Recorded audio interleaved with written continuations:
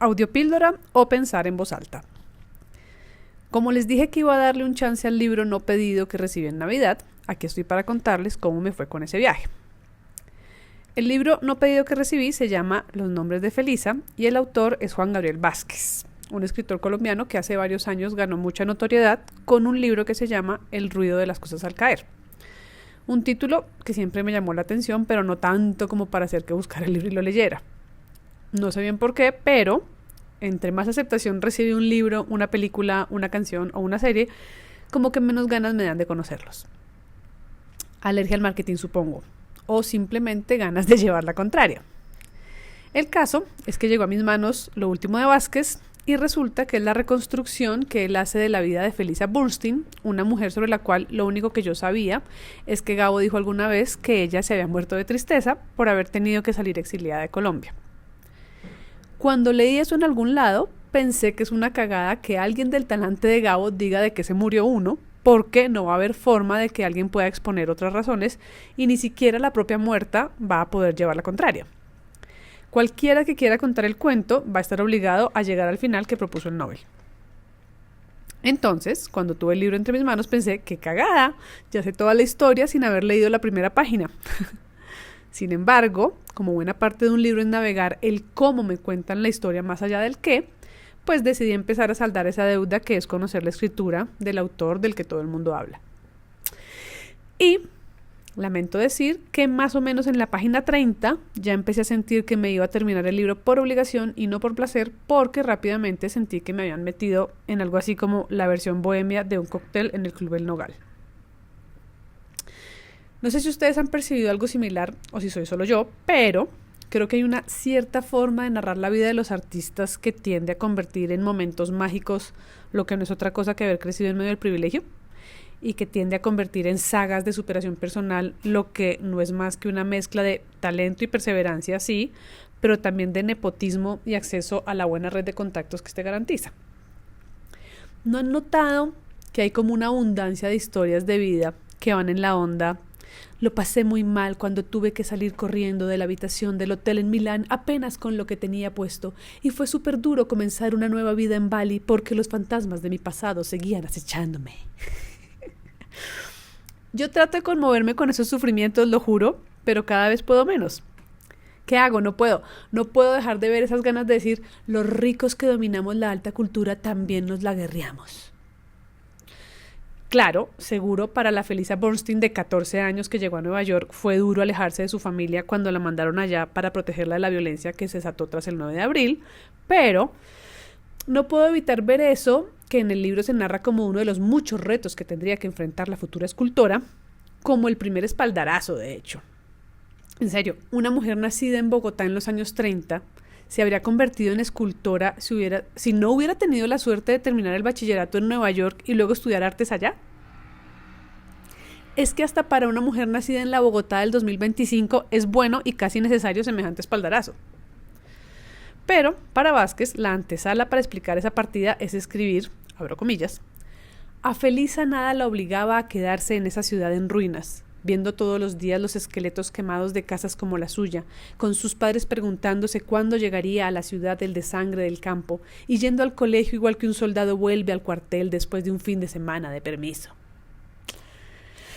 Pensando en una niña de 14 años, sentí como un gran esfuerzo por encajar todo en la premisa del premio Nobel. Igual, seguí leyendo y rápidamente apareció otra incomodidad. La de leer esos lugares que se usan, esos lugares comunes que usan sobre todo los escritores hombres para describir o crear mujeres inteligentes en sus relatos. Hay como una colección de frases predeterminadas que uno se encuentra como un copy-paste en libros de autores masculinos que van en la onda: su risa sacudía toda la habitación, no se medía para decir groserías, sus delicadas manos se sacudían en el aire intentando hacer entender, siempre había un cigarrillo colgando entre sus dedos. O los hombres temían acercarse porque sabían los filosas que podían ser sus palabras. Me molesta esa incapacidad para navegar la inteligencia de una mujer de maneras innovadoras. O sea, pobre Felisa reducida a un copy-paste que no deja ver nada de su personalidad. A esa altura del libro, por supuesto, me aburrí y pasó lo que no queríamos que pasara. Me fui para X.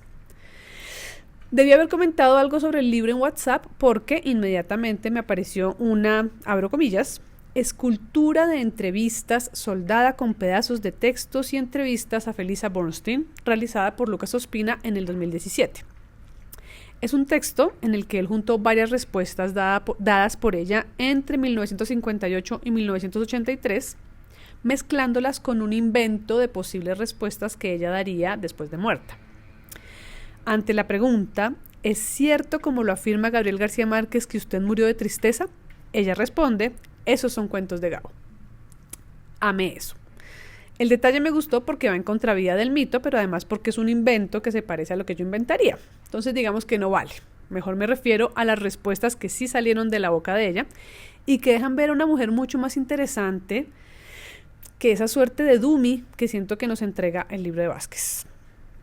Cuando Felisa se refiere a la vida de Jorge Gaitán Durán, el director de la revista Mito, que además fue su pareja, Felisa la describe como, abro comillas, la típica bohemia de niño rico.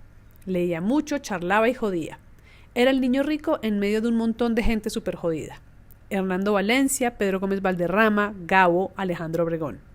En ese momento todos eran pobres, salvo Jorge. En ese entonces ni siquiera Alejandro vendía bien sus cuadros. Era una bohemia de cerveza y aguardiente. Nosotros hacíamos unas fiestas en el apartamento de Jorge con tamales santanderianos y Jorge compraba cajas de vino. Luego, cuando Felisa se refiere al allanamiento militar del cual fue víctima por orden de un juez militar en medio del Estatuto de Seguridad del expresidente Turbay, dice, abro comillas, antes de vendarme, los caballeros me ofrecieron excusas por tener que hacerlo. Nunca supe de qué se me acusaba y entre la racha de preguntas que me hicieron, una, tal vez la más intimidante, fue si no temía ser violada. Les dije que toda mujer casada está acostumbrada a que la violen todas las noches. ¿Ustedes creen que en el libro existen frases similares dichas por la protagonista? Pues no. De hecho, cuando reacciona a la decisión de André Breton de colgar en una exposición sobre erotismo las fotos de la vagina de una campesina colombiana cuyo marido había cosido con alambre de púas, se supone que Felisa solo dijo, me parece que Breton no ha entendido nada, que no tiene ni puta idea. No lo sé, Rick. No me parece algo que diría una mujer con el ingenio, el criterio y la firmeza que uno siente en sus entrevistas. Después de leer el texto de Lucas Ospina, me pareció rarísimo el libro que estaba leyendo. En el libro, la conciencia de género se reduce a frases de manual de feminismo y cuando Felisa decide convertirse en la primera mujer divorciada de la comunidad judía en Bogotá, por ejemplo, no hay nada que justifique esa decisión porque no se ha construido un personaje capaz de hacer eso y de sostenerlo con la fiereza con que Felisa lo hizo. Es una acción que es realizada por un personaje vacío. Todo lo que ella explica sobre sus esculturas en sus entrevistas habla de su intención desenfadada de provocar y retar a una sociedad mojigata y dormida, pero esto en el libro se menciona como una suerte de efecto secundario sobre el que ella no tiene mayor intención y se señala solo desde los titulares escandalizados de la prensa o lo que decía la crítica. Es una vaina rarísima. Para colmo, se exploran muy poco las pulsiones que hicieron que Felisa se enamorara de darle segunda vida a la chatarra convirtiéndola en esculturas o sintiera fascinación por el proceso de la soldadura. En cambio, el libro es rico en descripciones detalladas sobre el talante creativo y las genialidades de todos los hombres y un par de mujeres, literalmente solo dos, que hicieron parte del crecimiento artístico de la escultora.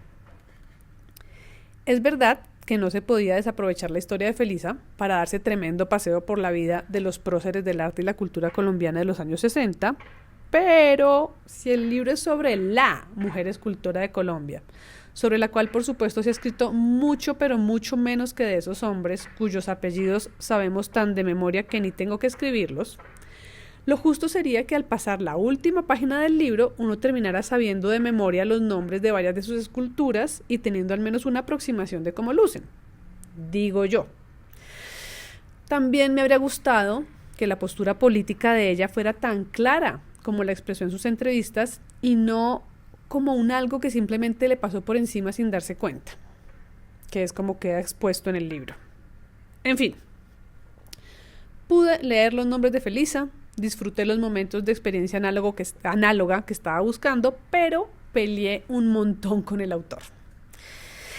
Y bueno, Creo que me va a tocar leer El ruido de las cosas al caer, donde supongo que no habla de una mujer de carne y hueso, sobre la cual desde la solidaridad de género siento que no se hizo justicia.